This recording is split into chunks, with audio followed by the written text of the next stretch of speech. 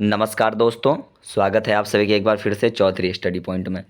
तो दोस्तों हम आगामी सीटेट दिसंबर 2024 हेतु तैयारी एकदम ज़ोर शोर से कर रहे हैं।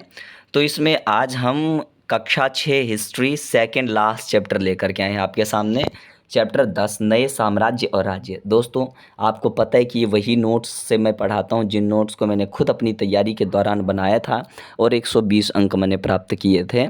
तो यदि आप भी इन नोट्स को पाना चाहते हैं और कम समय में कारगर तरीके से तैयारी करना चाहते हैं तो डिस्क्रिप्शन में नंबर डाल दिया जाएगा, आप उस पर व्हाट्सएप पर नोट्स लिख करके भेजें। तो आइए दोस्तों, आज हम समुद्रगुप्त की प्रशस्ति के बारे में पढ़ेंगे। खासकर समुद्रगुप्त से आप अवगत होंगे, गुप्त वंश के सबसे प्रसिद्ध और सबसे महान शासक कहलाए। ठीक है, प्रशस्ति क्या होता है सबसे पहले जानिए। प्रशस्ति होता है कि पहले के जो दरबार लगते थे जिसमें जो राजा महाराजा के, तो उनकी ना किए गए कार्यों को, उनकी बड़ाइयों को, उनकी प्रशंसा को लिखने के लिए वो लोग कवि को रखते थे। तो वो कवि लोग जो लिखते थे उनकी बड़ाई में कविताएं वगैरह, वही प्रशस्तियां कहलाईं। प्रशस्ति एक संस्कृत शब्द है जिसका अर्थ प्रशंसा होता है। समुद्रगुप्त के समय को गुप्त काल भी कहा जाता है, याद रखिएगा। समुद्रगुप्त का दरबारी कवि एवं मंत्री हरिसेन था। दोस्तों ये कई बार पूछा जा चुका है। समुद्रगुप्त के बारे में हमें इलाहाबाद में अशोक स्तंभ पर खुद एक अभिलेख से पता चलता है। जब आप उस अभिलेख को पढ़ेंगे तो वहाँ पर जो है जो जो भी योगदान इनके द्वारा किया गया था समुद्रगुप्त के द्वारा, वो सभी योगदान वहाँ पर लिखे गए हैं। समुद्रगुप्त की माता कुमार देवी लिच्छवी गण की थी। ये प्रश्न कई बार सीटेट में आए, इसको वेरी इंपॉर्टेंट में आप रिमार्क कर सकते हैं। ठीक है, कौन थी इनकी माता? लिच्छवी गण की थी कुमार देवी। पिता थे इनके चंद्रगुप्त और गुप्त वंश के पहले शासक थे। दोस्तों एक प्रश्न पूछेगा, गुप्त वंश के सबसे पहले शासक तो चंद्रगुप्त, गुप्त वंश के महान शासक तो समुद्रगुप्त। चंद्रगुप्त ने महाराजाधिराज की उपाधि धारण की, क्योंकि महाराजाधिराज जिनके पास बहुत शक्ति होती थी, सैन्य शक्ति, धन शक्ति, संपत्ति इत्यादि, वही महाराजाधिराज कहलाते थे। तो चंद्रगुप्त भी महाराजाधिराज की उपाधि धारण किए और समुद्रगुप्त भी। समुद्रगुप्त के बारे में हमें उनके बाद के शासकों, जैसे उनके बेटे, यहाँ गलत मिसप्रिंट हो गया, ये बूटे को बेटे कर लें, ये टाइपिंग गलती है। तो उनके बड़े बेटे चंद्रगुप्त द्वितीय की वंशावली से भी जानकारी मिलती है और समुद्रगुप्त के बारे में सिक्के तथा अभिलेख से पता चलता है। समुद्रगुप्त ने अंतिम शक शासक को परास्त किया। ये प्रश्न आपसे कई बार पूछा जा चुका है। ठीक है, तो किस शासक को परास्त किया? तो शक। समुद्रगुप्त का दरबार विद्वानों से भरा हुआ था, कई सारे विद्वानों को इन्होंने अपने दरबार में आश्रय दिया था। आगे समुद्रगुप्त की 4 नीतियां थी, हर बार पेपर में आता है, याद रख लेना है। सबसे पहला समुद्रगुप्त ने आर्यावर्त के 9 शासकों को हराया और उनके राज्य को अपने साम्राज्य में मिलाया, पहली नीति। दूसरी नीति, दक्षिणापथ के 12 शासक में समुद्रगुप्त के सामने समर्पण कर दिया था। समुद्रगुप्त ने उन्हें फिर से शासन करने की अनुमति दे दी। असम, बंगाल, नेपाल के कई गण या संघ समुद्रगुप्त के लिए उपहार लाते थे, उनकी आज्ञाओं का पालन करते थे तथा उनके दरबार में उपस्थित होते। ये तीसरी नीति। और चौथी नीति, कुषाण तथा शक वंश एवं श्रीलंका के शासक ने समुद्रगुप्त से अपनी पुत्रियों का विवाह करवाया। ये इनकी चौथी नीति थी। आगे हर्षवर्धन और हर्षचरित, जो संस्कृत से जो जुड़े होंगे वो हर्षचरितम काव्य ग्रंथ के बारे में जानते ही होंगे।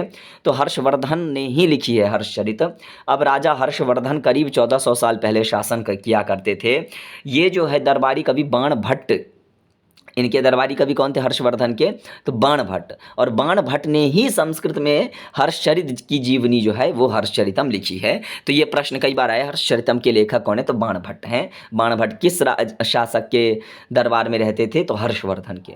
हर्षवर्धन अपने पिता और बड़े भाई की मृत्यु के बाद थानेसर के राजा बने। चूंकि उस टाइम वंशावली चलती थी, एक पीढ़ी से दूसरी पीढ़ी शासक बनते थे, लेकिन हर्षवर्धन के पिता का देहावसान हो गया, उनके बड़े भाई की भी मृत्यु हो गई, तो छोटे बेटा होने के बाद भी ये थानेसर के राजा बने। हर्षवर्धन के बहनोई कन्नौज के शासक थे। कन्नौज के शासक जरूर थे दोस्तों, लेकिन बंगाल और मगध वालों ने, खासकर बंगाल वालों ने कूट कर दिया, उन पर हमला कर दिया, हरा दिया, मार दिया। उसी से प्रतिकार लेने के लिए जो हर्षवर्धन ने मगध एवं बंगाल पर हमला किया और जीता और अपने राज्य में मिला लिया। हर्षवर्धन को दक्कन की ओर बढ़ने से चालुक्य नरेश पुलकेशिन द्वितीय ने उन्हें रोक दिया। ये प्रश्न कई बार आए, इसको वेरी वेरी इंपॉर्टेंट में, कि हर्षवर्धन को जो है वो किसने आगे बढ़ने से रोका था? तो वो पुलकेशिन द्वितीय थे। आगे चलते हैं पल्लव, चालुक्य और पुलकेशिन द्वितीय के बारे में। चूंकि पल्लवों का राज्य उनकी राजधानी कांचीपुरम के आसपास के क्षेत्रों से लेकर कावेरी नदी के डेल्टा तक फैला था। ये प्रश्न कई बार आया है कि पल्लव के राज्यों का फैलाव कहाँ से कहाँ तक था। दूसरा, चालुक्यों का राज्य कृष्णा और तुंगभद्रा नदियों के बीच स्थित था। ऐसे पूछ लेगा, कृष्णा और तुंगभद्रा नदियों के बीच किस राज्य का बसाव था, या चालुक्य का बसाव किन दो नदियों के बीच था? था। चालुक्यों की राजधानी ऐहोल थी। ये दोस्तों प्रश्न कई बार आया है, शब्द रट लेना। ऐहोल किसकी राजधानी थी? तो चालुक्यों की राजधानी थी। पुलकेशिन द्वितीय सबसे प्रसिद्ध चालुक्य राजा थे। पुलकेशिन द्वितीय के बारे में हमें कवि रवि कीर्ति द्वारा रचित प्रशस्ति से पता चलता है। आप एक चीज कॉमन गौर कर रहे होंगे, चाहे आप समुद्रगुप्त के बारे में देख रहे हो या फिर आप हर्षवर्धन के बारे में देख रहे हो या भी पुलकेशिन द्वितीय, जितने साम्राज्य के राजा थे ना, इन सबके एक एक दरबारी कवि होते थे, वो जो इनकी अच्छाई की, इनके कामों को कविता रचा करते थे। तो पुलकेशिन द्वितीय थे और इनके कौन? रवि कीर्ति थे, दरबारी कवि, उन्होंने प्रशस्ति लिखी थी। पुलकेशिन द्वितीय को उनके चाचा से यह राज्य मिला था और पल्लवों और चालुक्यों के अंततः राष्ट्रकूट तथा चोल वंशों ने समाप्त कर दिया। कई बार, हजारों बार प्रश्न आया है कि पल्लवों और चालुक्यों को किसने समाप्त किया? तो राष्ट्रकूट और चोल वंशों ने। आगे दक्षिण के राज्यों में सभाओं को लेकर के यहाँ चर्चा की गई है। दक्षिण में कुछ राज्य थी, वहाँ कुछ सभाएं थी, जिसमें ब्राह्मण भूस्वामियों का सभा सबसे ज़्यादा शक्तिशाली और सबसे ज़्यादा प्रसिद्ध माना जाता है। ब्राह्मण भूस्वामियों का संगठन को सभा कहते थे। जिन इलाकों के भूस्वामी ब्राह्मण नहीं थे, वहाँ उर नामक ग्राम सभा होने की बात कही गई है और व्यापारियों के एक संगठन को नगरम कहा जाता है। ये तीनों का ना आप स्क्रीनशॉट ले लेना, तीनों मोस्ट इंपॉर्टेंट है। ठीक है ना दोस्तों? तो आज की कक्षा यहीं समाप्त होती है। आगे कल मिलेंगे अंतिम चैप्टर के साथ। अभी तक आपने यदि इतिहास के और वीडियोज़ नहीं देखे तो फटाफट हमारे चैनल पर जाएँ, देखें, लाइक शेयर सब्सक्राइब करना ना भूलें। कल मिलते हैं, तब तक शुभ रात्रि, धन्यवाद।